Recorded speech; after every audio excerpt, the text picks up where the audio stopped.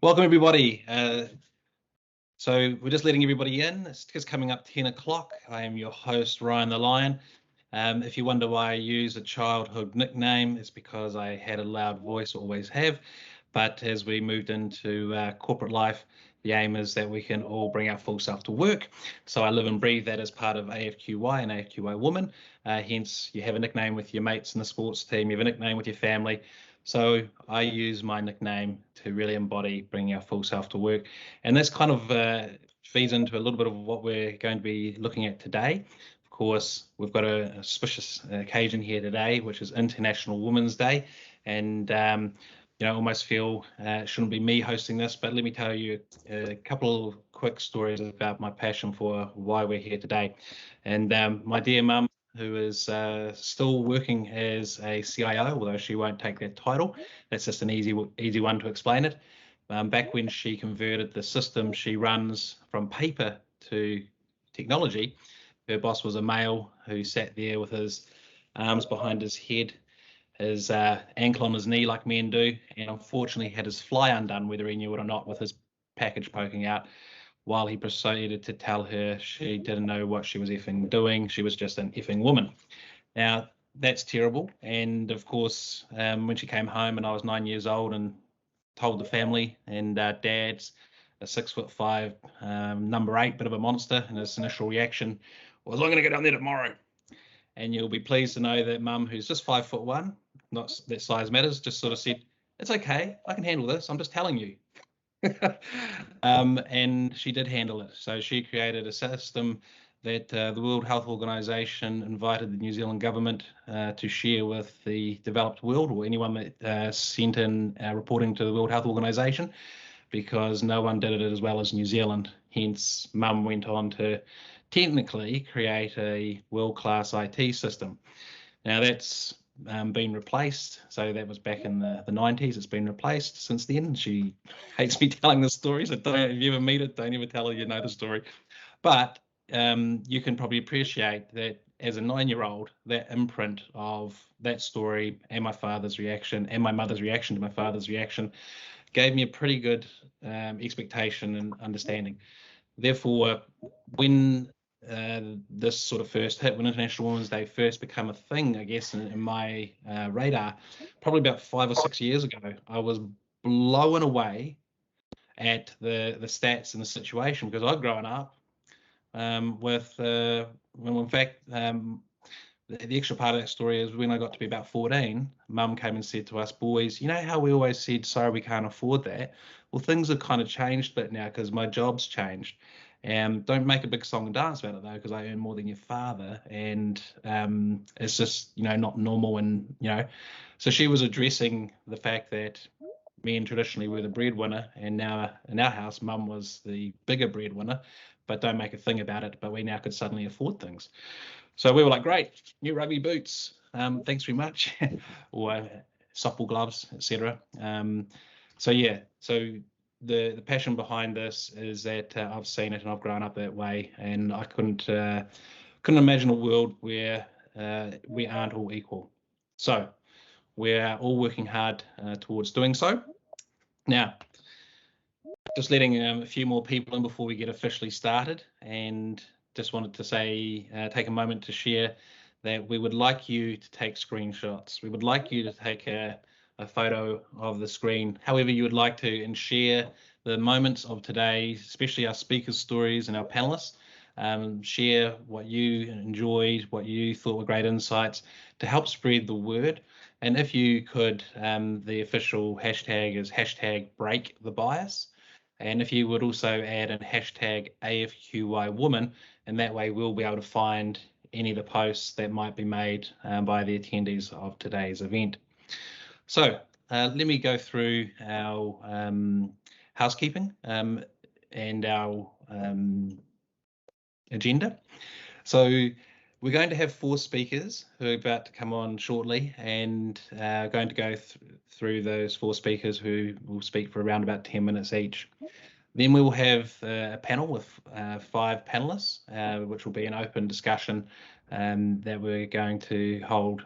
and then we're going to have open room discussion. So if I could ask you to hold your questions till then, and please, when we go to the open room, by all means, bring your questions to the fore, and we'll give you the floor. I'll ask you to unmute your mic and to ask the question or raise your point. But please feel free, obviously, to do so when we get to that stage. So, just seeing our time get on to 10:05, and I've got to keep on time. We've got a pretty tight schedule. So I would like to invite our first speaker. So this is Kato'one from the AA. Now, if I could ask you to unmute your mic, and we're just going to get you ready to get going. So this is Kato'one Kaho, the delivery digital experience manager from the AA, and the story is I found an article written by Kato on the AA website detailing her work in this space. Now, I hadn't had any relationship with her prior to this, and I'm totally excited because the relationship that we've had and the banter that we've had in the background beforehand, I've got a feeling that this one might be quite a good serve, if I can put it that way. So if I could invite you up, and I'll mute myself. So we'll just check you've got sound and you're way to go. Hi, everybody. Good morning. So you can hear me? Thumbs up? Yes, we've got you. Awesome. Thank you, Ryan. That was a really lovely intro, and I have to say pressure's on now. So thank you everyone for joining. I appreciate everyone's time is super precious, so I don't take it lightly. And I have to give a shout out to colleagues and friends I know who are joining in from AA Insurance. So morning. Well, it feels a bit crazy that in 2022, we have an International Day dedicated to women with the theme Break the Bias. It feels like that we should be a lot further along on this than we actually are. So just to make sure I was on the right track, I double checked what bias means with Google. And it's the inclination or prejudice against a person or a group, and especially in a way considered to be unfair. So it was funny, as in odd funny, not haha funny, that when thinking about this, I realized that the bias I've experienced has been twofold. Firstly, as a person of Pacifica and Tongan descent, and as a woman. So there have been times when I'm actually not 100% confident which of these two things are causing offence. I recall soon after university sending my CV to jobs and not getting interviews because of my name not being so English. And then one time I did get an interview, and they were surprised when I turned up. From my name, they assumed I was a guy. Yes, it was a long enough ago that LinkedIn hadn't really taken off, so you couldn't stalk a potential employee on LinkedIn. Not that any of us have ever done that, of course. I've had an acquaintance express shock when I've gone for a highly contested role and got it over a white male. Whilst I was glad that I didn't work with them, I remember being too stunned to respond to their, "Wow, you mean you got it? But you're a woman and a Pacific Islander." Apparently, there were 2 counts against me. I think the sad part about that comment was that it came from another woman. Biases are dangerous when they go unchecked and unchallenged. But I think most harmful is when the target person or group actually enables it by believing it. When attending webinars and conferences for technology and or digital at a leadership level, it is predominantly male. I remember going to one a couple of years ago, and it was about 40 people, and a handful of them were women. I'd become so accustomed to this being the case that I didn't consciously think about it until chatting with another woman during the wine and cheese time, and who was there for the first time, and she said, "Kat, where's the diversity? Where are the other women?" And this, I realized as I looked around the room, is really critical that we do get women into the technology and digital spaces, people from minority groups.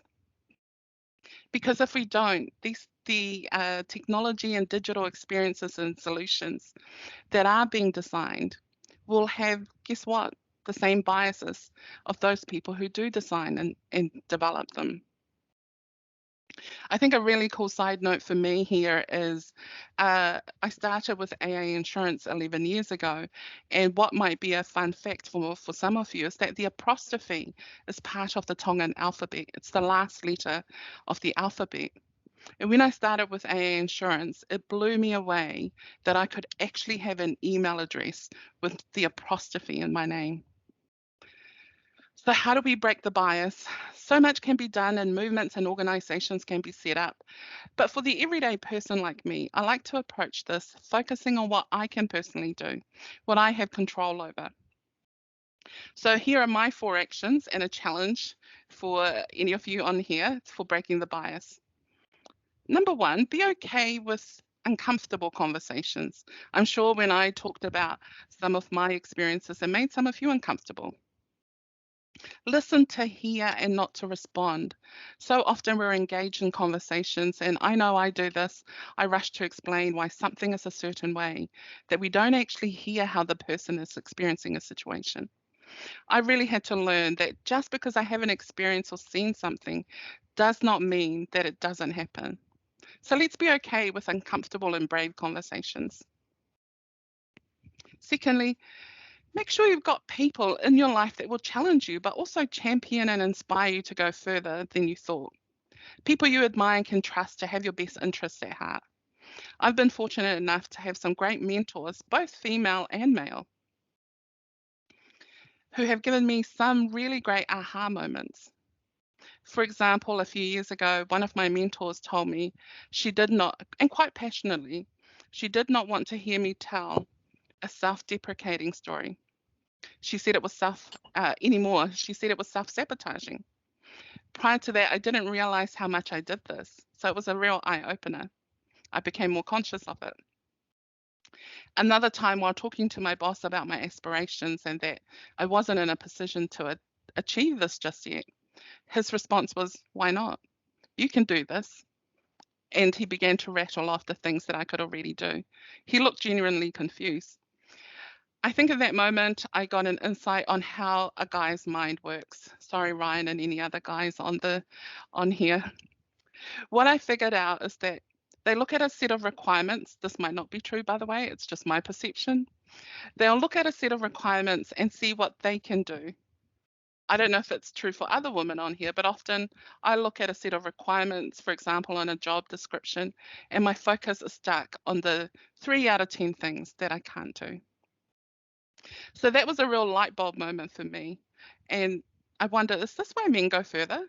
Because they look at a list of things and see what they can do and put themselves forward. But women will look at the list and focus on the things they can't do and not put themselves forward. So it's super important to surround yourself with the right people. I heard a speaker some years ago talk about consider you have a boardroom for your life. How many seats would be around the board table, and who would you put in those seats? Keeping in mind that those people are empowered to speak into your life. Board's primary concern is the success of that business or organization. So keep in mind that your board, their primary concerns should be your success. So be selective as this board's primary concern is you. Regularly review your board too. Mix your board up. It doesn't have to be all female. Men are not the enemy. Actually, I even dare you to have men on your board. And to the men in the room, have some women on your board. Know who is on your board means you can disregard the noise of people whose opinions don't matter. Make sure that you're the champion, that you're the chairperson of the board, and that you can put people on and take people off. And I thought that was really some really cool advice. And I've pursued this in making sure I've invited people that would have a really good influence in my life to be on my board. Secondly, it's taking note of whose board are you on. Often we don't realize what we say carries a lot of weight for certain people. So be mindful that some people may hold you in high regard. You may be a director on their board and they don't know, and you don't know, sorry. What you say matters, and how you respond to people sharing their dreams, aspirations, their goals, their wins, and their pain. What you say could either breathe life into a woman's success or kill a dream in its infancy? Who can you coach or mentor? Who can you champion or be a cheerleader for? It doesn't have to be official or formalized. It could be a daughter, a niece. If you're a senior leader in the organization or the business that you're in, look out for women coming through that show potential. How do you encourage them through? A prominent university about a decade ago released statistics that there was a very low number of graduates in science and engineering from two particular ethnic groups. A friend of mine joined that analytics team and delved into the data. And she said, well, that was true for the graduates, but she looked at the enrollment data and the numbers were low anyway. She took it further and looked into the schools where university students from those two ethnic groups came from and found that science and engineering were not offered as options in those schools. So that piece of data on its own, without the background information, tells quite a different story. I think a very similar story happens for women. We focus on the low number of women in leadership and executive roles on boards, but maybe our focus should be much further down the funnel. So I just really encourage everyone in here, find someone to be, to champion, find someone to encourage, find someone to inspire. And fourthly, activate your superpower. I'm a strong believer that we all have a superpower and it's called choice. Use it. Thanks, Ryan. Thanks for the demo. Sometimes I blame my situation, the way I was raised, my old school teacher, my colleagues, my broken parents, how no one understands me, my environment is toxic. I have too much education. I don't have enough education. The list can go on. But for as long as I blame something, I disable my superpower, my ability to make good choices. So I think there will always be something to blame, and justifiably so. I'm not discrediting that life is sometimes hard, but at some point there has to be ownership and choose differently. So I've chosen to embrace who I am, embracing how I'm wired, my rich and unique experiences, and taking ownership of my dreams and my aspirations, that they would not be at the mercy of someone else. And deciding that actually these moments and encounters will make me rather than break me. So key takeaways, if I go back on those four, be okay with brave and uncomfortable conversations. Surround yourself with the right people. Be intentional about who's on your board. Secondly, whose board are you on? Let's celebrate and encourage each other. And fourth, activate your superpower, choice. And finally, the challenge is to take a risk on at least one woman. If the 250 plus of us who have registered walked out of here and invested in one other woman or young girl, risk your time and energy to coach, mentor, offer a job, train, or just listen, would be off to a great start in supporting them break the bias in their life or make sure that biases don't become a ceiling for them. So thank you so much. I appreciate you dialing in and listening. Over to you, Ryan. Thank you so much. And if I could ask everybody to unmute themselves right now to give a huge round of applause. You can whistle and cheer because I do that myself. To our speakers.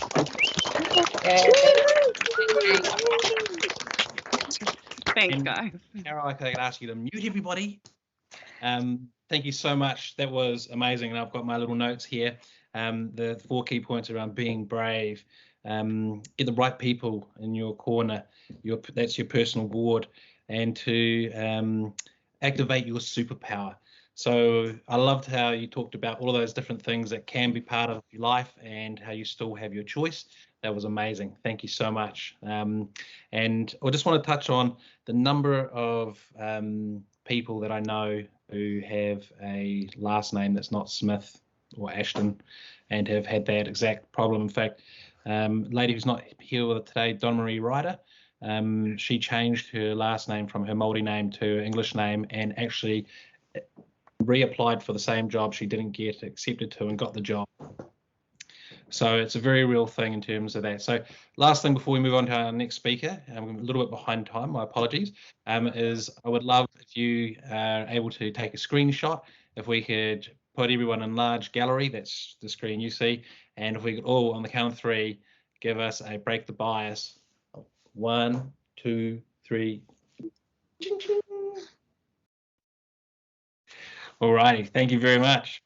So, on to our next speaker, and I would like to invite up Kayla Webster. So, Kayla is I'll say a recent friend in the last year and a half, met through AFQY and got to know her story. She is the Scrum Master at Suncorp and recently a mum, so she's now proud mother of a little daughter, her and her husband. So if I could get you unmuted and you're ready to go. So if I could hand over, because I'm just going to preface this one. This one will be, if you saw in my note, there's a jaw dropper. This one will be the jaw dropper. So all love and support to my friend Kayla. Over to you, mate. Awesome. Thank you so much, Ryan. No pressure at all. Thank you so much for having me. And yeah, I'm really grateful to be here among all these amazing women. And yeah, well done to Kat as well. Absolutely amazing presentation. So as Ryan said, my name's Kayla and I'm currently a Scrum Master at Suncorp New Zealand. But actually I'm more than that because I think our job titles do not define who we are. Every one of us is a unique human being, each with our own stories and perspectives that are made up of the experiences that we've been through, which define who we are as individuals, teams, businesses, societies, and so on. So if I was to go back about 16 years, there's no way I could have predicted my life now and the experiences that I would have had along the way. In fact, the first future that I imagined for myself was one where I played soccer professionally in America. My backup plan if soccer didn't work out was to become a sports doctor. But for me, my life changed forever when I fell pregnant at the age of 18. I've never shared this part of my life publicly, mostly out of fear of being judged, misunderstood, and treated differently, even though it's shaped who I am today. I'm sharing my story today, though, because I realize that there may be other people who can relate to it, and hearing my story may just make a difference to someone in some way, even if it's just one person, and so my reasons for not sharing seem small in comparison.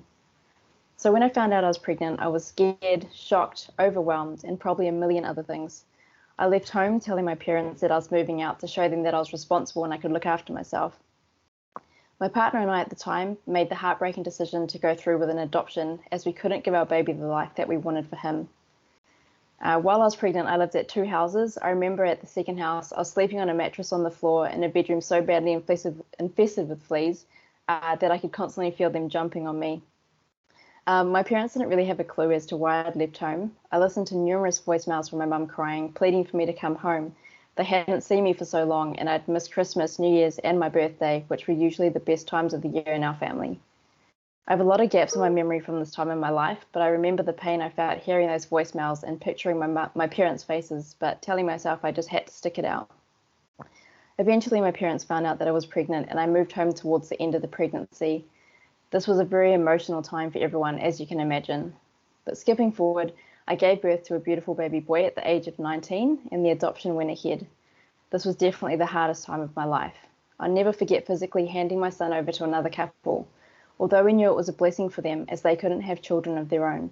Words cannot describe the feeling of giving up a precious little soul that you created, grew for 9 months, and then gave birth to, despite reminding yourself that you were doing this for him so that he could have the life he deserves. Needless to say, my life changed forever. I battled depression following this, and I remember feeling numb and emotionless, spending days sitting on my bed, not doing much at all, and feeling like I had a dark cloud over my head that just followed me wherever I went. I didn't understand it, but one thing I did know was that I wanted to get better. I couldn't make everything I'd been through for nothing. I had to make something of myself, and that started with getting through depression. So I saw a counsellor for quite some time and worked on myself, and eventually after giving my all to getting better, I managed to get rid of that dark cloud. And although I made it through depression, I felt like a huge disappointment.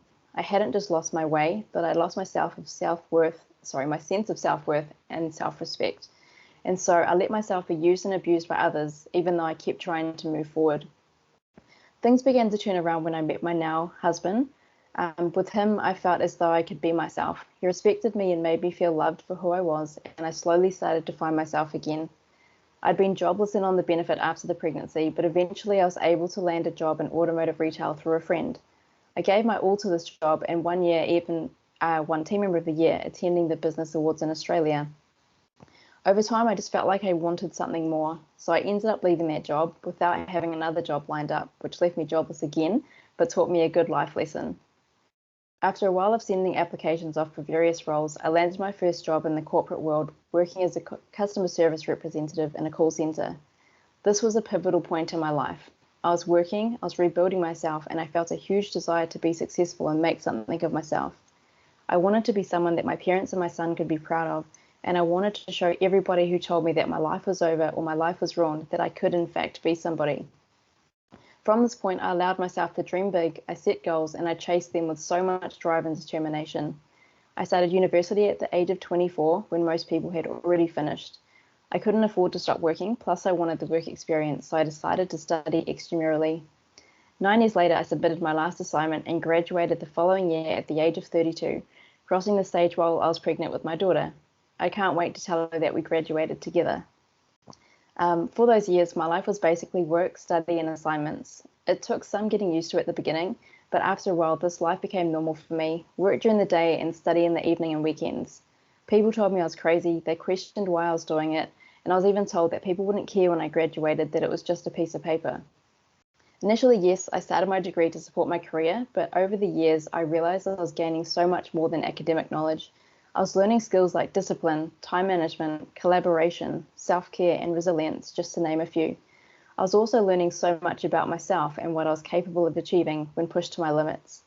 During this time, among other things, I married my best friend, did some traveling, my mum had a brief battle with cancer, our dog passed away, we bought our first home, renovated it ourselves, sold it, and moved into our new house. On the work front after the call centre job, I worked in various roles for a few different companies. I still remember and always will every manager who gave me a chance and made me believe I could achieve my goals. I had an interest in IT, but I didn't know how to get into this field when I had no experience or a degree. I knew I had the right attitude, the passion, and the willingness to learn, but I didn't have what everyone was asking for, even just for entry-level jobs. I decided to reach out to a few connections on LinkedIn who worked within the field of IT. I had built these relationships working as a receptionist early on in my career. In my message to them, I explained my situation, my goals, and asked them for some advice. I only heard back from one person, however, this person was a CIO, and I remember feeling pleasantly surprised that he suggested we catch up for coffee so that we could have a proper chat. After that chat, he became my mentor, and that's when I realized how important it is in life to find a mentor. I told him my story, my dreams, my challenges, and he listened, gave me advice and direction, not only career-wise, but he even helped me with my anxiety. Having someone else who in my eyes had made it in life believe that I could do the same meant so much to me. So after about a year or so, I eventually landed my first role in IT as a digital consultant. I'll be forever thankful to my mentor and my manager for that role, for taking a chance on me because I knew that was all I needed. I knew I could do the rest. Given the broad scope of that role, I learned so much about various areas in IT and built relationships with so many awesome people. And from there, I've been a digital analyst, a BA, and as Ryan mentioned, I'm currently a Scrum Master while striving to become a great leader. I recently just returned to work after having my daughter 7 months ago. For 6 of those months, I spent every day learning about her and how to be a mum and focused on being present as I watched her grow and did all the mum things. So the thought of having to leave all of this to go back to work, especially while she was so young, made me feel sad. However, not long before I returned to work, I had a sudden shift in mindset. I took a step back to think about my why and how it's changed. In fact, my whole life had changed. I thought about how grateful I am to have a job, and a great one in fact, especially during these unprecedented times. I'm grateful to the company I work for, who put people first and offer flexibility and support a realistic, balanced lifestyle. Each day I have the chance to learn, to grow, to do good, and to make a difference, and all of these things make me a better version of myself. And so I realized that I wanted to go to work, for my daughter, but also for myself, so that I could be my best and do my best for her and others. The feeling of being such a disappointment and a burning desire to make something of myself that my family and son could be proud of led me on this journey. I was then going to say, and I haven't looked back, but actually I have. During times where I felt like giving up, I looked back to remind myself of where I started, to remember my why, the challenges I've overcome, and the things that I've achieved along the way. I could have accepted defeat after every challenge, setback, or wrongdoing. I could have listened to what people told me and how they made me feel, but instead I learnt from these experiences and used them to ignite a fire within me. Life is hard. Everyone's going through something, which is why it's always important to be kind. Some days that fire feels like a minute flame, but what's important is that it doesn't go out. For me, it's my why and my journey to get to where I am today that reignites my flame when it feels like it's going out. Just like I did, everyone should have the right to dream big, no matter who they are or where they've come from. We should be okay with setbacks, sacrifice, and struggles because they're all part of life and we can all grow and learn from them. Imagine this world we are just seen as people and all that makes us unique is celebrated and embraced. A world where gender bias, discrimination, and stereotyping are removed so that every one of us feels worthy, comfortable, and proud of who we are, enabling us to bring our whole selves to every conversation and every interaction each day. Imagine the diversity in our teams, businesses, and communities, the diversity behind every question, idea, and decision. We are all responsible for our thoughts, the choices and actions that we take, and we know that these things influence everything around us. So why not let us be the change? Let us be the ones who band together and take action instead of pushing each other further apart. Let's break the bias so that everyone has an equal opportunity in life to be their authentic self and to chase their dreams, just like I am with all that they have. Thank you all so much for listening.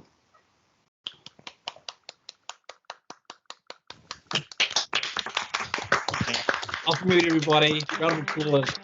Kayla, that was amazing. And I saw so many people wiping their eyes. I have been too. It's like 2 each time you share that. It's just mind-blowing. And as you can tell, that's a 10-minute version. And there's a lot of detail around parts of that as you can imagine, would tell a much deeper and at times darker story, but finished in such light with where you are. So determination, perseverance. I heard you talk about when people would say, oh, it's just a piece of paper, and you talked about how people said your life was ruined around the early pregnancy and whatnot.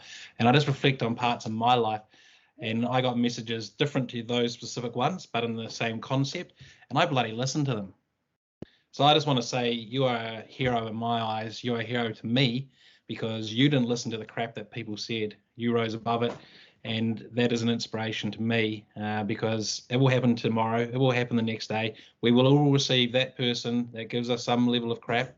And I just encourage you all to not take it on board and understand that, yep, we all do at times. I did. So I just want to give you a heartfelt thank you for sharing that story. It's the first time it's been shared publicly. And I would love to, see you share that more so that it can inspire more and more people. Thank you once again.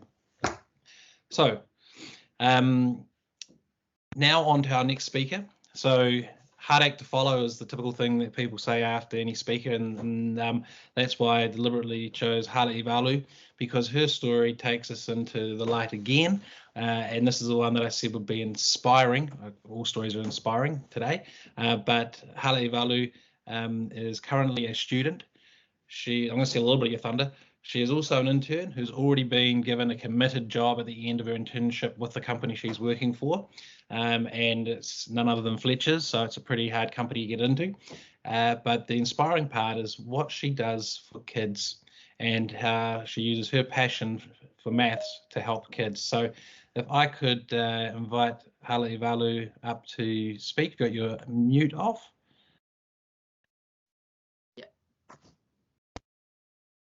Hello, everyone. Can you hear me? Yes, we can. I'm so nervous. Okay. Malolele, everyone. My name is Halaevalu Tuipulotu Hanukanuka. I am from Tonga. I grew up in Tonga when I was little until I was 14.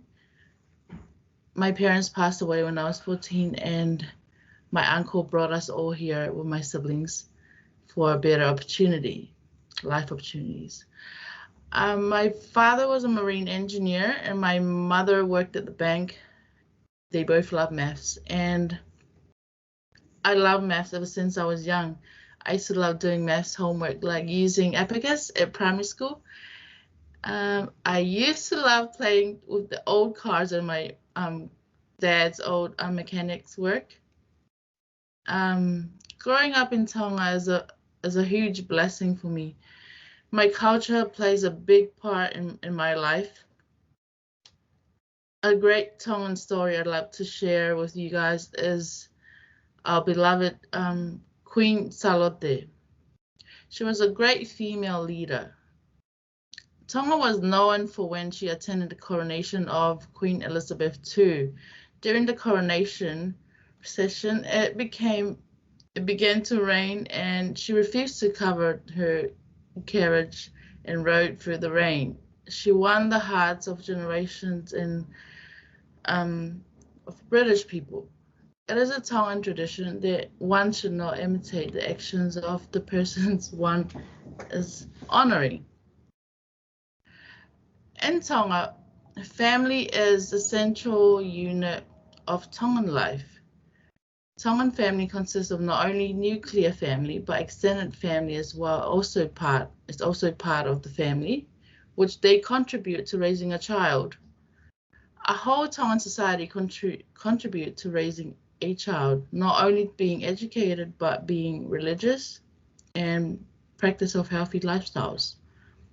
I am a mother, an engineering student, a Sunday school teacher, a math tutor in the community as a current roles.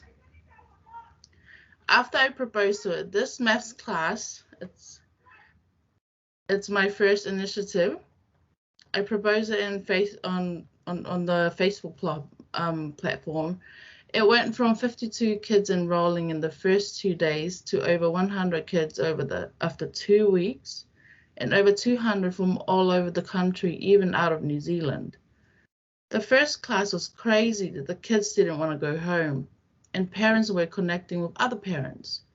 Nearly all the parents told me that the kids couldn't wait to come to the next class.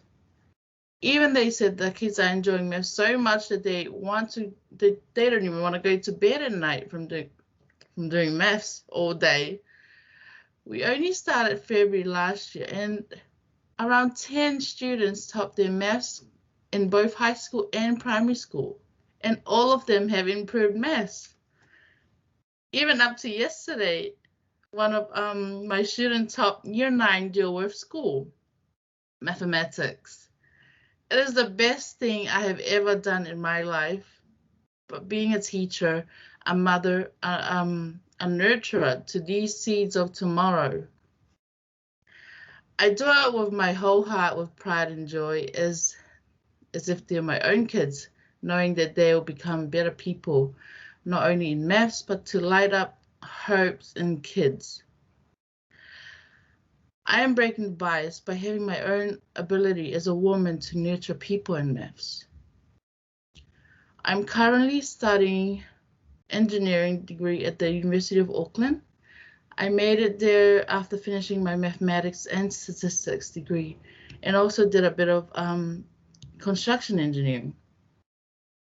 The pathway was my choice because I wanted to be like my parents despite the struggle. The memories are the things that made me feel loved and warm in whatever I do. It only made me stronger and more precise what I wanted to be. And gender inequality is a common barrier in maths, statistics, construction, and engineering fields.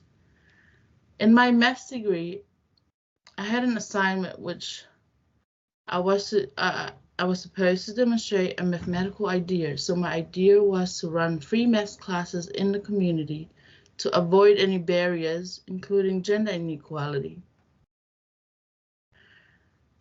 That is the reason why I created my initiative, running free maths classes in the community. These bias, gender inequality, I have experienced some horrible ones that I will never forget. And one of them was my math colleague asked me, oh, why didn't you want to take another course that's easier since you have a family to look after? I didn't know what to say. I wanted to cry and just felt embarrassed. So I laughed it off. and replied in my head like, oh,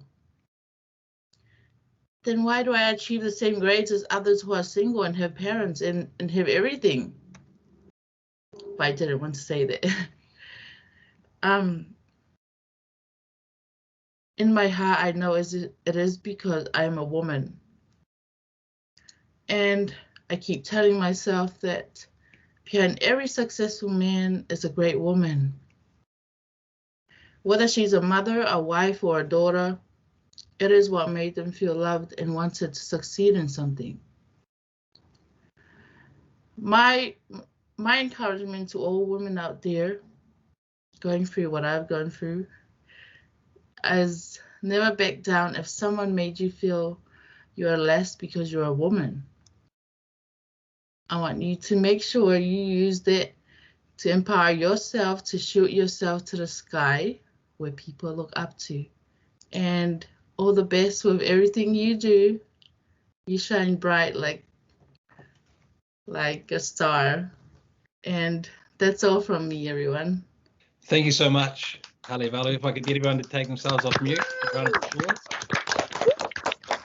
Thank you. Thank you so much.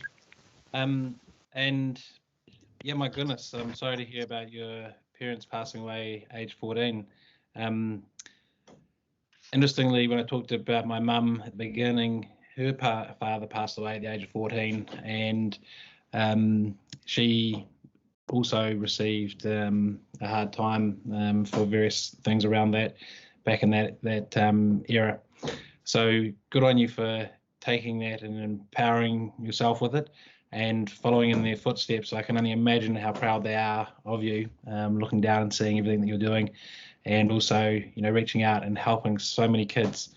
That is just fantastic. So thank you so much. That's a beautiful story. If I could now invite our fourth and final speaker up, who is Joanne Faire.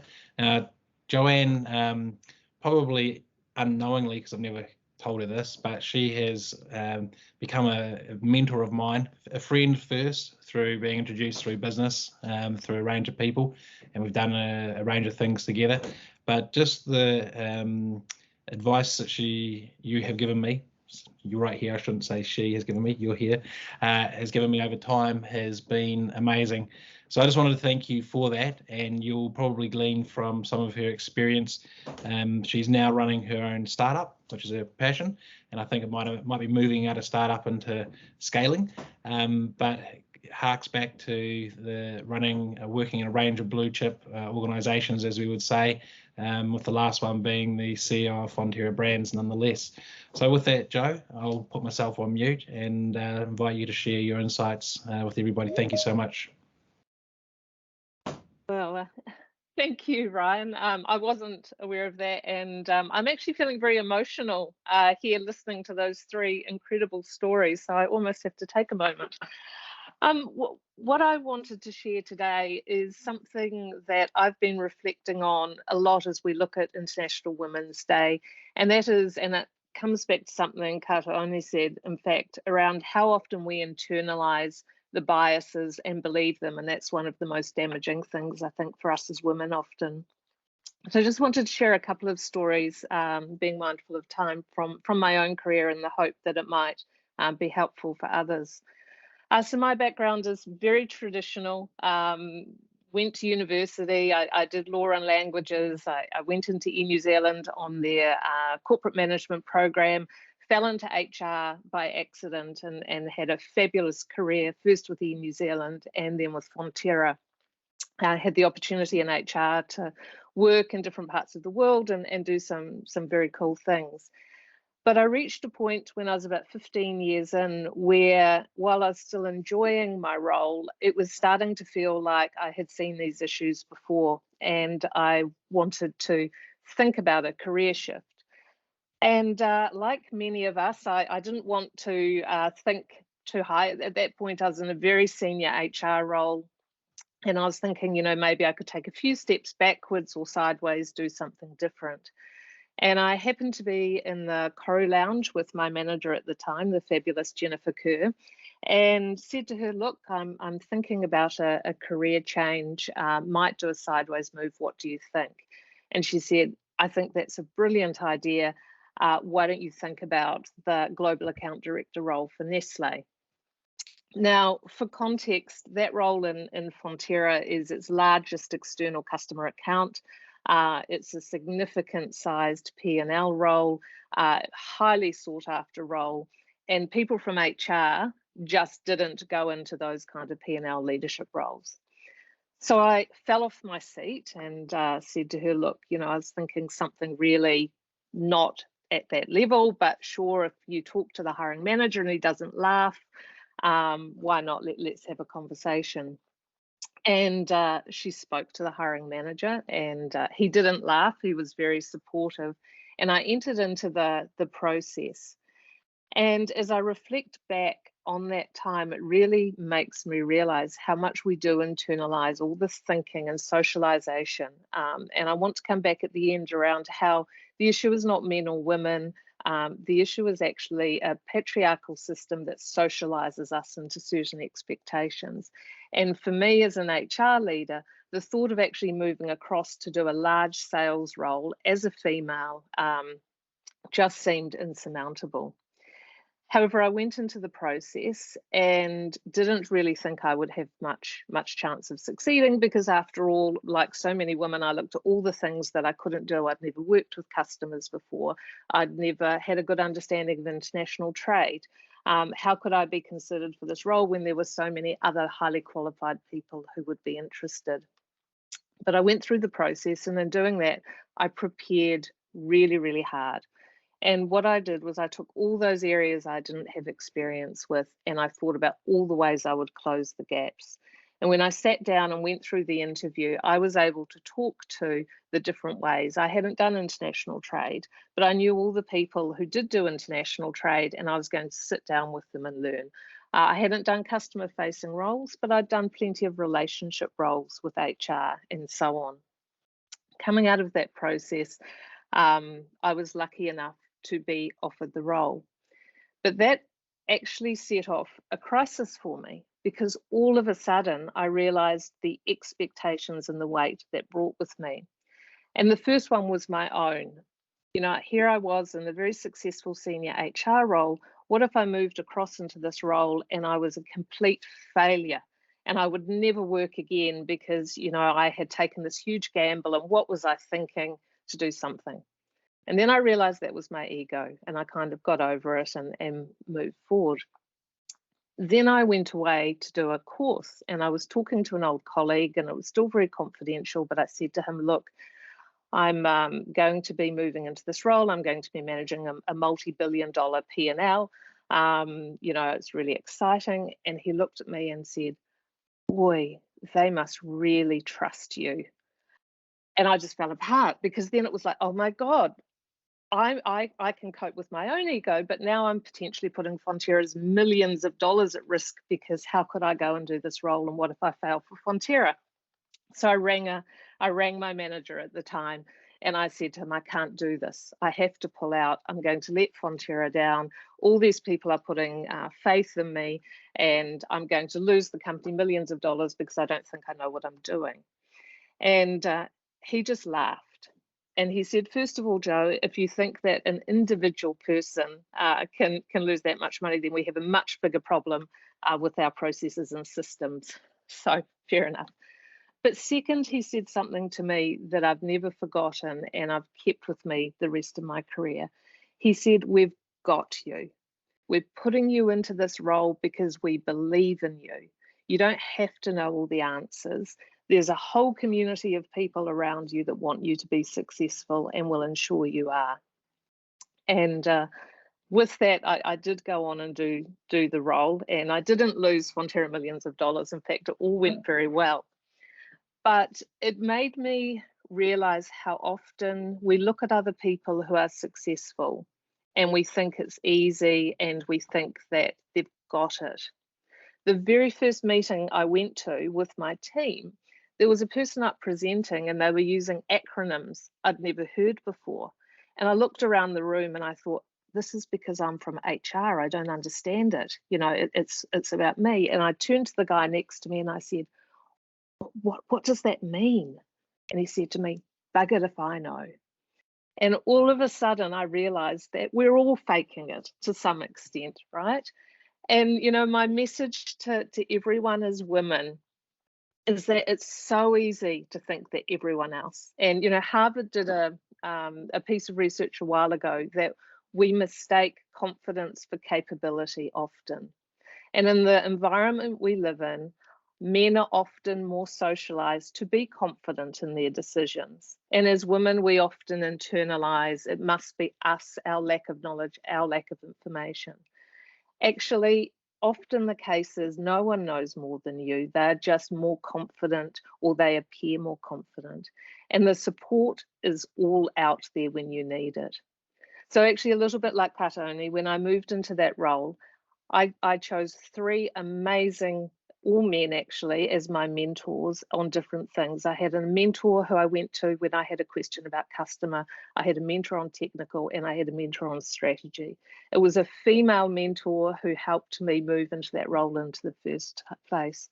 So my message for everyone on this call is, you know, believe in yourself, take the risks, but don't be afraid, because actually we're all learning, and there's this amazing community that you can always go to for support and for help. And as we move forward into my new journey, Ryan mentioned that I'm now a tech entrepreneur. I've been through exactly that same process all over again. You know, I left the big corporate world with the title and the status and everything that came with it, and I became a tech entrepreneur. And for those of you who work in that world, you'll know too that women are not very visible, and sometimes it's hard to have a voice. But actually, once again, you know, in this case, my business partner, who's an incredibly supportive ally, and others have the support and have the answers. So I'm conscious of time, and I'm going to step back, but I guess I just had a few thoughts based on my experiences. The first is that the issue is the system, and as leaders, let's challenge the system.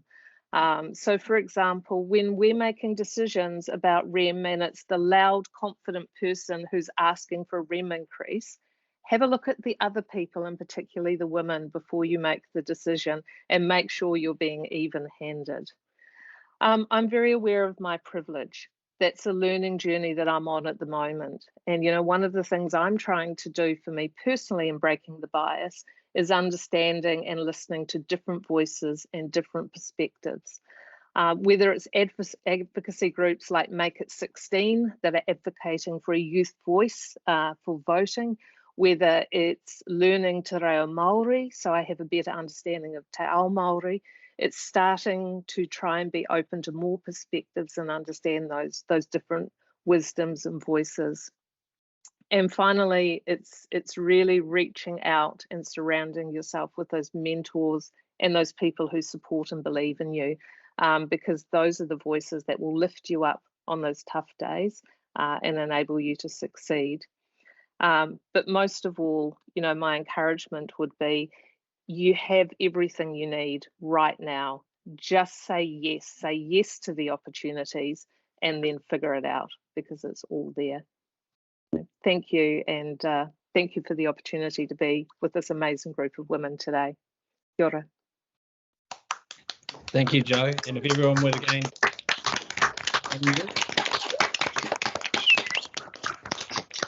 I got taught the whistle thing by my dad, but quite often Mum would say, give him a whistle. So there we go. Thank you so much, Jo. And I love that story, especially that point where you turn around and ask your colleague and he goes, bugger if I know. That just says it all. So again, thank you. And we're now going to go to our panel. So we've got 5 of our partners who've supported this event, and I'm going to invite them to take themselves off mute. I will introduce you all, so everyone knows who's here, and then if I will direct conversation to each of you so that we know who's to speak, and we don't have those sort of moments where we go, oh, waiting for you, I'm waiting for you, everyone's being polite, waiting for the next person. So we have Misti Landtroop from Palo Alto Networks. Thank you very much. Kate Tulp from ServiceNow, thank you very much. Renee Mateparae from Spark, thank you very much. Vanessa Sorenson from Microsoft, thank you very much. And we also have Lindsay Zwart from Vodafone, thank you very much. So my question that I posed to the panelists was, when I get you to come on, invite you on to speak, if you could share your thoughts, obviously, of what you've heard today, but then also give your answer to the same big question, because this is the question I think we need to be asking, which is, what will it take to happen in society for us to truly break the barrier? You know, my original post was I Am Woman, Hear Me Roar, the 1971 song from Helen Reddy, and we're still fighting this fight. You know, I first learned about it when I was 9 years old, as you heard at the beginning, and we're still fighting this fight. You know, what do we need to do to get this done? So if I may start with you, Vanessa, if that's okay, if I could invite you up to obviously introduce yourself, share your thoughts, and answer that big question, please. Kia ora, Ryan. Tēnā koutou, tēnā koutou, tēnā koutou katoa, ko Vanessa toko ingoa, ko Sorenson te whānau, no tamaki makauro, tēnā koutou, tēnā koutou, tēnā koutou katoa. So wonderful to be here. And Joe, thank you so much for openly sharing. How do we break the divide? What a massive question, Ryan. And I think you've literally given me 3 minutes. So do you know what? You can't be what you can't see. And I think for women, that's primarily been the case for my career. And just listening to Joe about that voice in our heads, about feeling underconfident. And sadly, I remember being offered a job. This is quite slight, you know, embarrassing, but I'm sure many of you have been through it. My boss at the time didn't go out to market and said, Vanessa, you're it. You're going to become this GM. And I'm really, really embarrassed to say, I said, are you sure you don't want to go out to market and see if there's someone better? What male or man would say that? So Ryan, for me, it's got to start at a younger age. I think that word confidence for women and our young girls, it's such a bullshit statement, but we have to hold a hand up, not a hand out. And my daughter is 16 today, the beautiful Grace Sorenson. Didn't even know she was born on International Women's Day. But I asked her, would you consider a role in tech? Nah, it's too boring. It's all about engineers and geeks. And I went, no, it's not. It's about becoming movie lovers and working with Xbox, or it could become, you know, a salesperson. And, you know, look at me, Grace. And she goes, yeah, all you do is just sit in meetings, go blah, blah, blah. So what we've got to do is bring our young in and show them actually how exciting this is. And probably the number one thing is we've got to start at the age of 11. We have to get our education system to go, you know what, girls, you can do anything. And I love it that they want to be the nurse or the teacher or the standard things, but actually how do we all create that openness that tech's fun?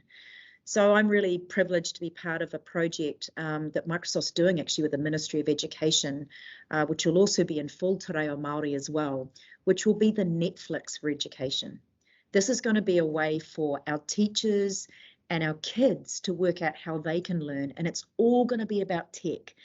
So I think it starts there. I think as New Zealand, we should be leading the way. We should be becoming a digital economy. And it starts with getting girls younger, thinking not only they can, they will, and we can inspire. So that's my 2 minutes, Ryan. I could talk for hours, but yeah, I know we're tight on time. You're on mute. I'm on mute. So thank you very much, Vanessa. And yes, I know, I wish we could have a longer time trying to balance the time and everyone's calendar on this day with lots of things coming in for everybody. So thank you so much for your time and effort, and thank you for supporting with Microsoft.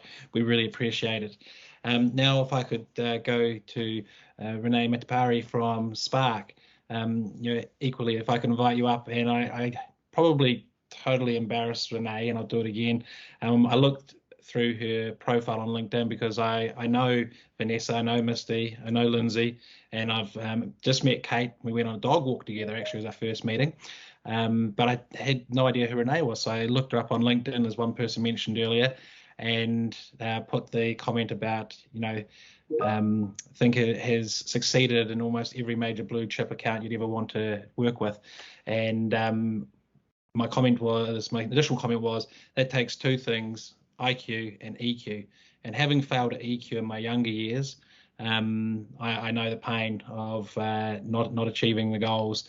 And so I thought, wow, what a great example, and the term role model was you. So Renee, over to you. Hopefully I have not embarrassed you too much with that introduction, but over to you, please.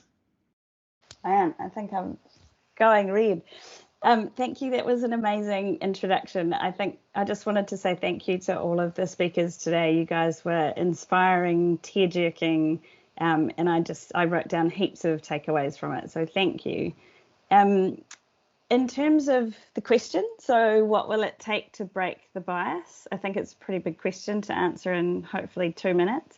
I think one of the big things for me is this kind of session, right? So it's making the time for the kōrero, for everybody to come together, to share, to discuss, and to inspire others.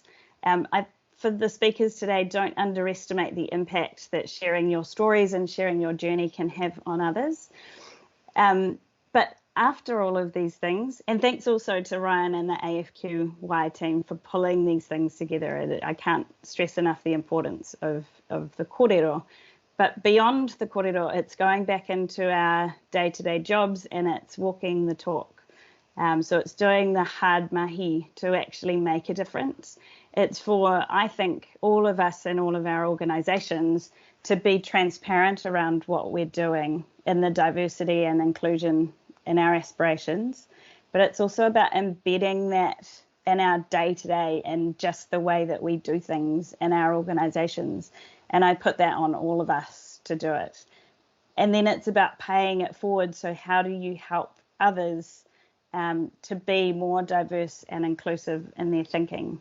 One of the things that I'm really proud of that Spark has launched recently is our Beyond Binary code. And this is just a really simple piece of code that people can add to their website. And it means that it makes data forms and the fields that are used to capture gender more inclusive. And it makes sure that organisations can only ask for what's needed when they need it. And to me, that's the perfect example of walking the talk on encouraging a more diverse and inclusive culture. And for me, that creates that. It's about diversity of thought and diversity of experience that all of us can bring into a conversation. And then it's paying that forward to other organisations so that we can help them on their journeys as they traverse this pathway that I think really, when it ultimately gets to its end goal, ends up in better outcomes for our businesses and better outcomes for communities that are more balanced and more reflective of who we all are as people. But thank you so much for having me today. Thank you, Renee, and I loved your point there about better reflecting the communities and the way that they act. I'll tell another personal story, which makes sense that very quickly. So I had my first real conversation with my dad when I was age 26. Up until then, it was a good boy and whatnot, and maybe a bit of chat around the rugby field. So while I had a mother and a father, there wasn't the emotional connection between us. He was very old school. So I was literally brought up, well, both of us boys, my brother and I, were brought up by our mum. And I remember my first real girlfriend, because I was a fat little geek. And as I got to 14, 15, and started thinning out a little bit, I had my first girlfriend. And we were there watching a movie at her place one night. And we're watching the movie, and I was enthralled in the movie. She turned around and goes, "Are you gay?" I was like, "No, why?" And she goes, "Well, you just haven't tried to crack on to me yet. Or every other boyfriend I've had would have been all over me by now." And I was like, well, you were watching the movie. I'm really keen to, but I thought you wanted to watch the movie. And I had to tell her, I said, well, my mum told me to respect women. And that was one of the things she loved about my father, because he's 6'5" and she's 5'1". He's one of the only guys that didn't try to put his hand down her top at the church Sunday class dance, and to always respect women. So I look at it and I think about some of the things, and you talk about community and the community that we are living in society. Does every young man get that message from someone? Who knows? And I think it leads on to how it permeates into the other aspects, other things that men do or say. So with that, I'd like to bring on our next panelist and invite Misti Landtroop from Halaevalu Networks, who has been a support of AFQY Tauranga and Hamilton, and grateful to have you as support of AFQY Women today. Please take it away. Thanks, Ryan. Just when I think I've heard all of the Ryan stories, then you always surprise me with some more. So thank you for sharing as well. And also, thank you so much for all the speakers. Joe, I shared the sentiment that you had. I was getting super emotional. I'm an emotional person anyway, but I took about 3 pages of notes, and I've got all these quotes by everyone, so I can't go through it all, but I'd love to just unpack everything. For the breaking the bias piece, then I'll try not to be repetitive, but I completely agree with what Vanessa said. You can't see what you can't be, and starting early, as well as what Renee said as well. So I think the thing that I try to do every day, which kind of repeats a little bit of what Renee was saying as well, is how do we work this into our everyday muscle that we're building, so that it's not just I want to go and complete this statistic so that I can have this percentage of gender or other diverse folks in my organization. How are you showing up every day so that that is something that just happens? So you obviously have to think about it, you have to focus on it, but it shouldn't be a separate project. It should be part of your DNA of what you're doing. One thing that we've got a lot of different programs across. I mean, one of our core values at Palo Alto Networks is inclusion, and that's actually what attracted me to the company, is the culture and the values, the best that I've ever experienced in my career. And one of the things that I really appreciate is the initiative of we want to think about it from kindy to the boardroom. And so we've had programs all along the path to be able to do that on a global scale. So so again, I think just continuously working on it. I agree again with Renee, working on things like this event. I think it was amazing when Ryan sent the email out to all of us. I think you had responses within 24 to 48 hours, and everyone was like, yeah, that's a no-brainer. So anyway, thank you so much. And again, main thank you for all the speakers. I've completely inspired, so I appreciate it. Thank you very much, Misti. Almost caught on mute again. And I think one of the big messages I got through the speakers that I think was the theme was you have a choice, and it can be really daunting to make that choice, to push back, to speak up, to do that for the first time. And having done it a few times, and I won't tell a story about it, you can get mixed responses, but you've got to keep going. And if you have a problem, go and get that support. So thank you very much. Now I'd like to invite Kate Tulp from ServiceNow up. So Kate and I connected over LinkedIn, as I do with a lot of people. This is not the event to make the inappropriate joke about online dating, but that's what I normally do. But we did do our first meeting as a dog walking meeting because it was very early in January, and we've been chatting through LinkedIn about our dogs and our respective partners and blah, blah, blah. And we're all trying to get together to go for this dog walk. So we eventually went for this dog walk and had an amazing conversation. And that's one of the things we're looking at. Maybe we're not going to get in this summer with Omicron, but as in the future is an AFQY walk and AFQY dog walk where we can meet while we're all enjoying something like that. So thank you very much for supporting. Thank you very much for being here. Now, if I could invite you to share your comments and your thoughts about what is it going to take to change society. Thanks, Ryan. Tēnā koutou katoa. I have absolutely loved this morning. This has been absolutely the best way to start a day for me. And if I could listen to each of our speakers for 20 minutes once a week, I think that my life would be better for it. You guys were absolutely amazing this morning. And thank you so much for the vulnerability and the honesty that you gave us. It's so incredibly relatable and so aspirational too. So thank you very much.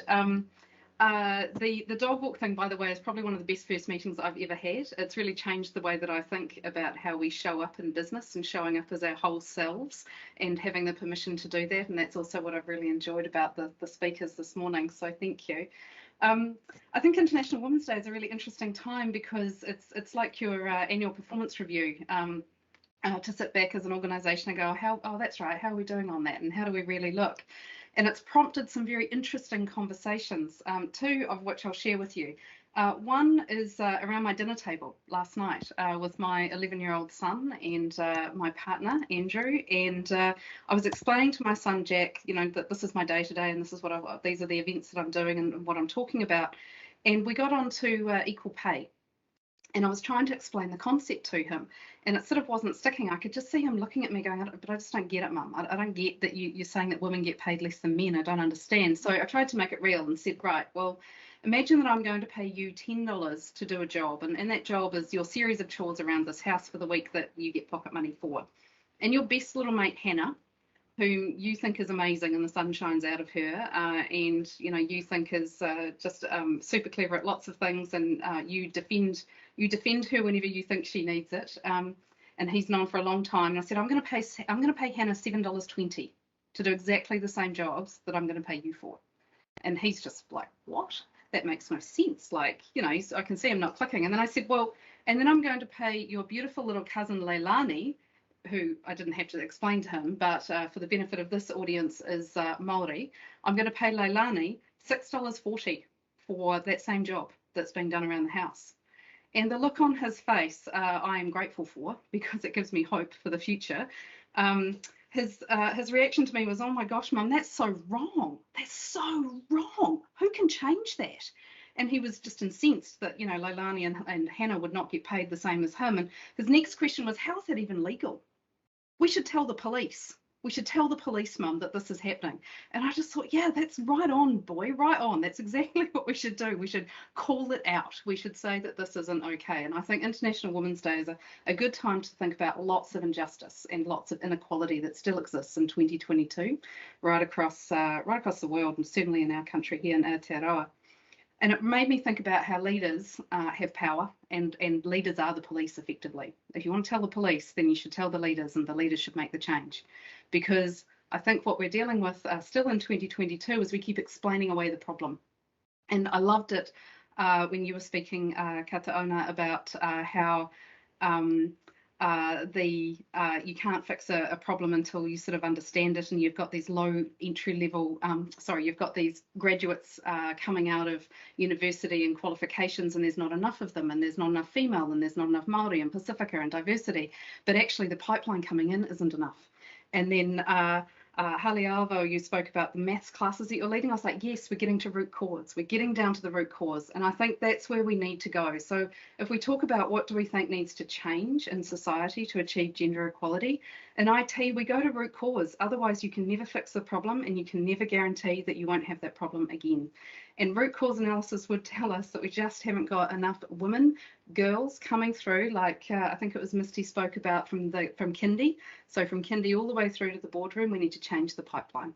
So I love the fact that we're having this conversation about break the bias today. I love the fact that we've had incredible speakers showing us exactly how they're doing it right from the beginning, and that it's important to get right to the core of the problem at the root cause if we're not having enough women come through the pipeline in general, but also if we're the police, we're the leaders, we can make the change, then we should just go about doing that. So I think that's what International Women's Day is about, certainly for me and my whānau and my workplace today.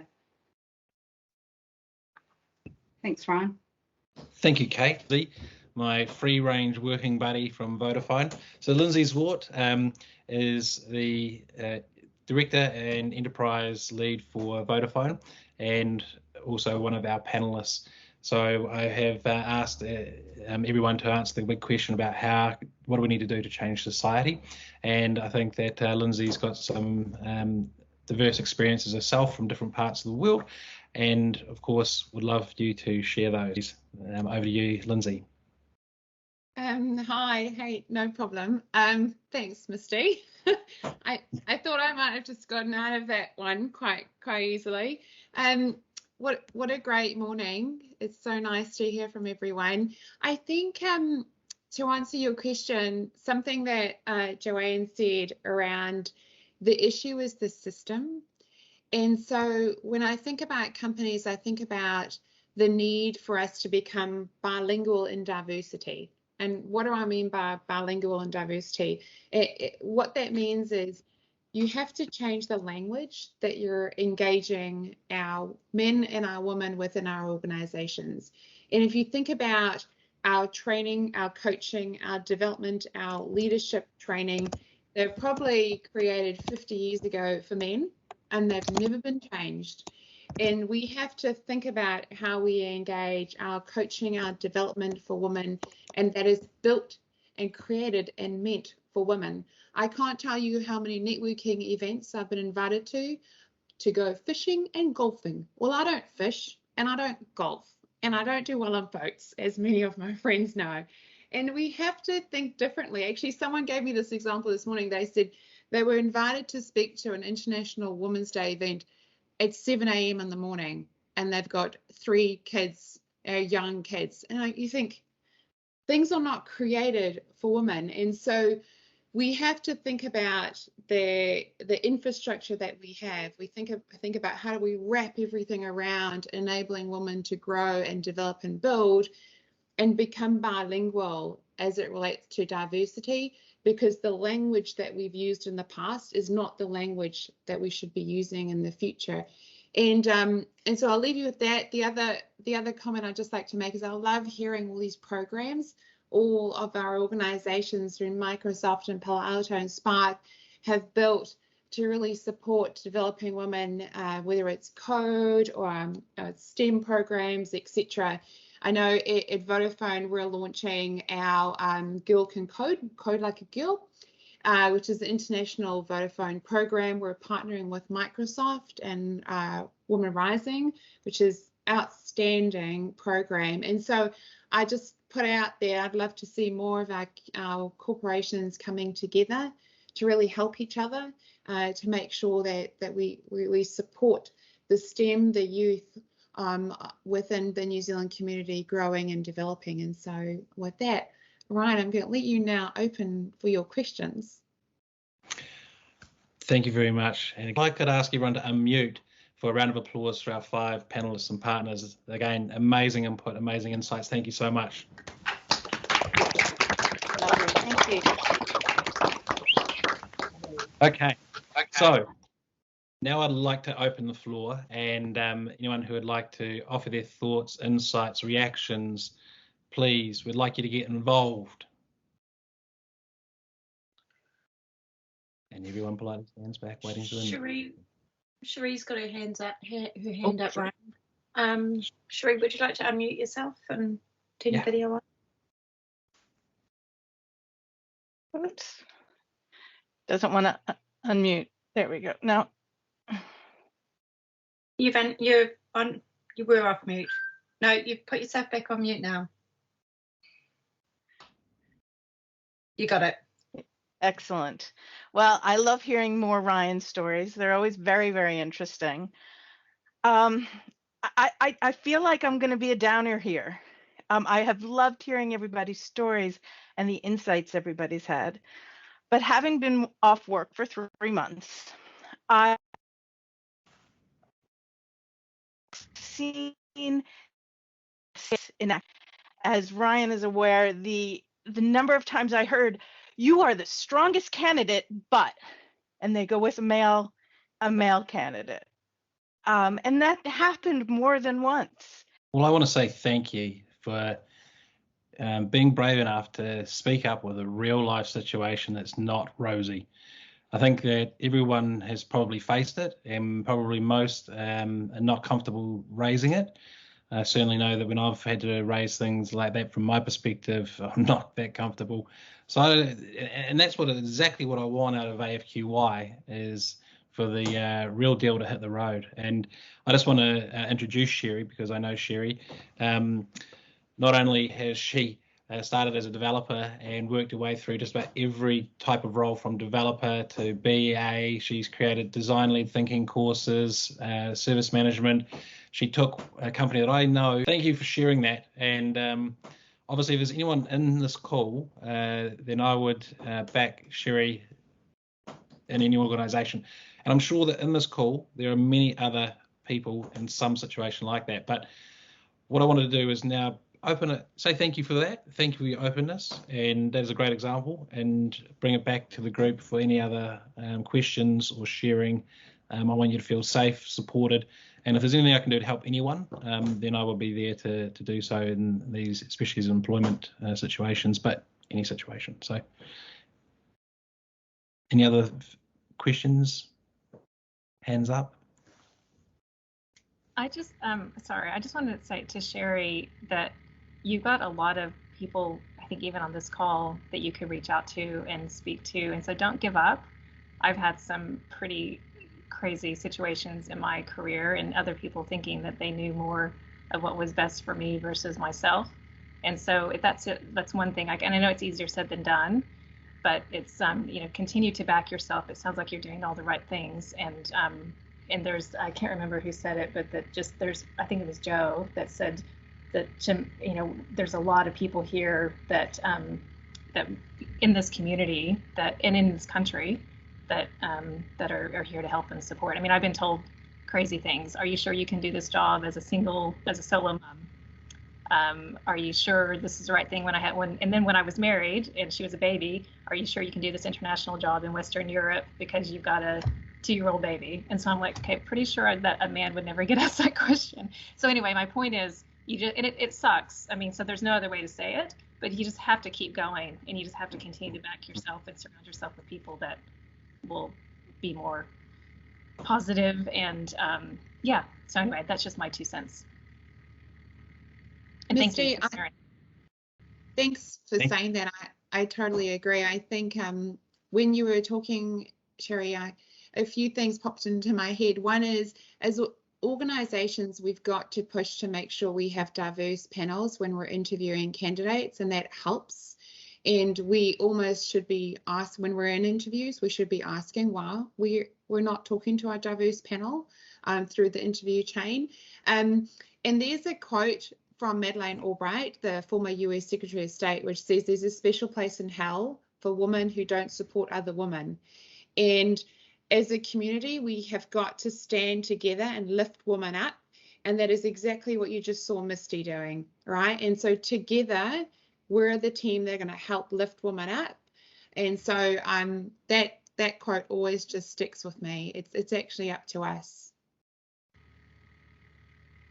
I love both what you said, and I just wanted to talk with that, but also at the same time, Sherry, I don't want you to miss a message from one of the people online who sent through a really cool message to be in touch.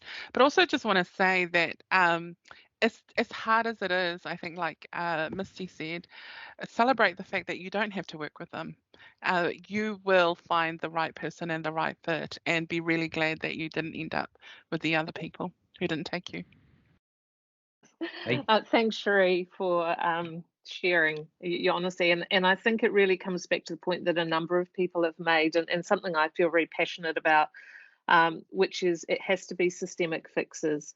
The only way we're going to shift over time is let's stop fixing women. You know, we need to stop teaching women to negotiate better and teaching women to have mentors and teaching women to behave in certain ways. We need to have diverse panels. We need to have an appetite for difference. We need to celebrate inclusion. We need to put practical things in place like robust REM structures. So it's not just the squeaky wheels who get the pay increases. We need to be looking at our pipelines and understanding that women need more team leadership roles early in career, and we need to get women into non-traditional roles so that they're better positioned when the big roles do come up.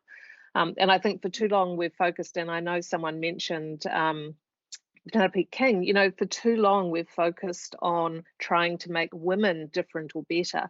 Let's actually change the structures that hold not just women, but diverse people of all types back, because I genuinely think that's the only way we'll get change. I look on this call and I see many women like me, you know, Gen Xers that, 20 years ago felt like this was the generation that would make the change. And, as we came through, magically we'd see this equality and equity.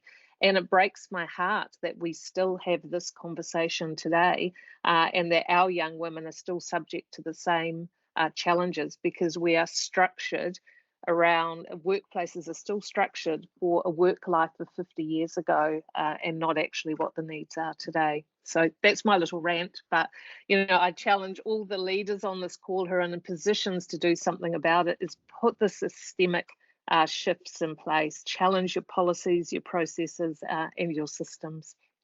Totally. So older women too, coming into the tech entrepreneur space, my gender has been one thing, but I'm also I'm 20 years older than many of the people that I'm with. There are all these biases everywhere, but the only way we'll shift it, in my view, is systemically. So that's my soapbox. I'm sorry. Great soapbox. Thank you so much. And I think we've got Vanessa who's got her hand up. So Vanessa, would you like to... Just really quickly, love this conversation, and something that I'm championing at Microsoft is for us to rewrite our ads. They're far too male orientated. You need 15 years experience. I wouldn't go for a role with us. So I challenge everybody to ask your company about what you're doing, and, diversity of all. And that's the other thing as well. I'm championing Māori and Pacifica, all of our interns coming with partnerships with Tuipulotu. We've got to make sure that this divide, I was just looking, there's 4 of us females with blonde hair. Like I kind of want to see a real diverse background as well. And we were the earlier champions, like you said, Ryan, that went, what we can do it. But the other thing is we're doing training about dropping your unconscious bias. I know that when I interviewed at a younger age, a male and a female, I went with the man when the woman convinced me she wasn't good enough and ready. So we are doing training of saying, you know what, she is. That is built in the DNA of women. So you need to actually say, I believe in you and you can do it. So I don't necessarily believe in quotas, but we have to be more intentional, because I know in my background, you go with the one in the interview that convinces you that they're the right person. So challenge the way you have been brought up around how you hire, and put that training throughout your whole organisation. That has been a massive shift for us. And I'm seeing the difference. Honestly, we're in New Zealand, 40% women. We're bringing in, honestly, the difference in how people look and feel. And that is the way you get the biggest change. We hire for attitude and aptitude. Skills can be taught. So when those men come to an interview, they do show up. So just to circle back on a couple of these points, I was honoured to be invited to do a specialist piece of networking training for the diversity group at Microsoft a couple of years ago. And I do networking training, the sort of more standard networking for humans, not networking on LinkedIn. So I had to do all this research, and this was something I was going to share a couple of points from that which tie into what we were talking about, because all the points have been raised, and I wish I could get the different points and put them into almost like a mind map where they link together, because someone talked about the language, someone's talked about the roles, someone's talked about the bilingual language, and that thing, attitude and aptitude. So we're all trained, so all men and women, all people will be biased to looking for that aptitude and attitude. But naturally men stand out above women, because men will apply for a job with only 30% qualifications, whereas a woman will have to see 90% match. So naturally a woman's cutting themselves out, while men are going, yeah. And to this point, when I come back from my OE, I applied for 6 jobs in Dunedin where I lived and couldn't get them because I was overqualified. I applied for a whole bunch of jobs. I got 10 interviews and 2 offers for jobs that I was nowhere near qualified, nowhere near it. And I don't know who the other candidates were, but I just remember that happening. And this leads to the next thing, is that women internalize while men externalize. So the example is, say there's a test, whether it be a license for driving or a test you do for a job application. If it's really hard, the men will say, oh, geez, that test was really hard. Who was the arsehole who wrote that? That was just horrible. Whereas the woman will say, oh, that was really hard. I didn't prepare well enough. I'm not experienced enough. I don't have enough knowledge. So women internalize, and I can't think of anything better than to say than put themselves down through their self-talk, whereas men externalize and blame other people. So that was a couple of the key thoughts, and one that I just saw yesterday actually from Hilary Walton, who's another leader in a tech organisation. It's a new thing I've never seen, but it's called the Dream Gap. And from 5 years onwards, you talked about getting really young. From 5 years onwards, girls start realising that they aren't the people in the roles. So from 5 years onwards, they start putting themselves not into the roles of CEO, not into the roles of board. I haven't quite articulated it properly, but on Hilary's LinkedIn, you'll see the posts about it. But I just thought that's so amazing. Talks to Vanessa's point about getting them young. And the last thing I wanted to share around this was the language we use. I sort of touched on it with the attitude and aptitude, but in terms of job writing, a company called Panellists, Simon Thurlow, great Microsoft partner, he did his own study and own work on rewriting ads to attract women, and had a huge effect. So I can't remember the stats, but it went from men and women applying to the newly written ad, and talked about those sorts of qualifications or requirements, and changed it, and they ended up employing a woman. So when it comes down to who's the best for that role, you probably got the point, is that the woman will barely even say that she is, by comparison to the man who will be selling himself. So if you're listening for that attitude and aptitude, you're like, the man's got it, that woman doesn't. So it can be really tough, because the summary is, go back to being a 5-year-old, and from 5 years onwards, women are seeing it on TV, seeing it with the roles of their parents, seeing it everywhere, that they are not on a path to CEO, CIO, anything like that. They're on a path somewhere else. So I think that's where I should at least bring myself to a close, and thank everybody for their time. We're now 7 minutes over, and I think that we could all stay on here. One thing that someone said was, I wish I had 20 minutes of this each week. I think that might have been you, Kate, if I'm not wrong. And we are going to make AFQY Women events regular. So we haven't quite worked out, Carolyn and myself, whether we will get them monthly. I think we probably should aim for monthly, because that's, in my experience, the frequency that it takes to build up a following. So please stay tuned for more, and we will be providing this recording. I'll do some editing, cut out bits and pieces at the beginning not relevant to the overall show, but we'll provide this recording, and you'll be able to go back and fast forward through the parts that you want to see, and skip parts you don't want to see or hear, like me. But once again, I want to thank everybody. I'd like to thank our speakers. So I've got Kato'one Kaho from AA Insurance. We've got Kayla Webster. I always mispronounce it, Kheila, from the way it looks. Kayla Webster from Suncorp. And I don't even know why I'm saying Suncorp and company names, because that wasn't the stories we heard about today. Halaevalu Tuipulotu, with her amazing story from 14 through to a maths teacher and engineer like her parents. Jo, with her story around the rise to CEO, and the fact that to her surprise and all of ours, the bloke had no idea, even though she had no idea, and didn't lose the millions of dollars she was scared she would. And then, of course, our panelists and our partners. So thank you very much to Kate Tulp from ServiceNow, to Renee Mateparae from Spark, to Misti Landtroop from Palo Alto Networks, to Lindsay Zwart from Vodafone, and to Vanessa Sorenson from Microsoft, and of course all attendees. Thank you very much. My last thanks is to Carolyn Jack, our events manager, who has been amazing in getting all this organised. And at the last minute, not quite last minute, we changed to Teams, and we all had to learn Teams. So she has been using a new system for our events, and it has gone amazingly well. So I just want to say thank you. And lastly, a huge round of applause to all women from all of us. I'd like us to put our hands together to say thank you. Thanks, everybody. Amazing. Thank you. So with that, we'll Thanks, say Caroline. bye. Thanks, Leave Ryan. back to you, Dave. Have an Thank you, amazing day, ladies. everyone. Bye. Thanks. Bye. Thanks. Bye. Thank you. Thank you.